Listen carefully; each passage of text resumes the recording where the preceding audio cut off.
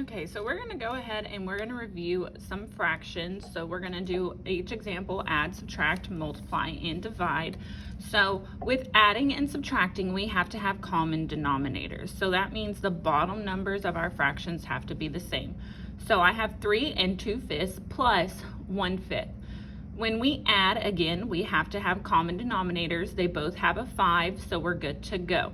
We leave this whole number alone and we only add the fractions in this case. So we have 2/5 plus 1/5, and then we just add across. We do 2 plus 1 is 3, and we keep that denominator. So the fractions themselves is 3/5. Then we can put that whole number back on.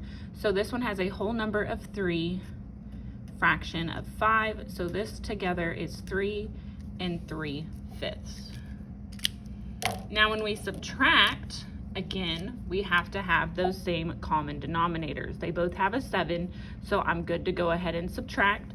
So I just subtract across. 4 minus 3 is 1, and I keep that common denominator. There's no whole numbers to worry about, so my answer is just 1/7. So again, adding and subtracting, we have to have the same common denominator, and then we just add and subtract across, keep that denominator the same. Let's move on to multiplying. So down here we have 4 times 5 over 2. So we know to multiply fractions, we do top times top, bottom times bottom. So I have to turn this into a fraction because right now it doesn't have a bottom. We know this is a whole number, and whole numbers go over 1. Whole numbers go over 1. So anytime we have that whole number, make it a fraction, it goes over 1. So now we have 4 over 1 times 5 over 2. And again, we do top times top, bottom times bottom. So we take the 4 and the 5 and the 1 and the 2.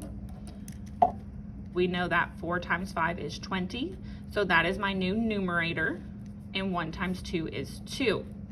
We are left with an improper fraction. We know that we cannot keep it like this. We always have to divide, so I'm going to go ahead and label my cowboy and my horse just to remind myself. So that means my cowboy, he goes inside, my 2 goes outside, 2 goes into 2 one time. That gives me 2. I'm going to subtract, but I have to bring down that other 0. 2 does not go into 0, so I have to fill that other space in with another 0. So our final answer is a whole number of 10. Okay, and then lastly, we are going to look at dividing fractions. We have 1/3 divided by 5, and again, we have to have 2 fractions. So to make this whole number into a fraction, we just talked about whole numbers go over 1. So I now have 1/3 divided by 5 over 1. And then the strategy for dividing fractions is keep, change, flip. Or we can sing the song, dividing fractions, don't ask why, flip the second and multiply. So either one of those work. If we use keep, change, flip, we keep the first fraction, we change the division sign, and then we flip our second fraction. So that gives us a new problem. Keep the first one, so it stays the same. We change division to multiplication, and then we're gonna flip. We're gonna find the reciprocal of 5 over 1, and we literally just flip it over. Or we can do dividing fractions, don't ask why, flip the second, which is what we did, and multiply. So instead of divide, we multiply. Now, we just talked about when we multiply, now we do top times top, bottom times bottom. 1 times 1 is 1, and 3 times 5 is 15. It's not improper, so we can leave it just like that.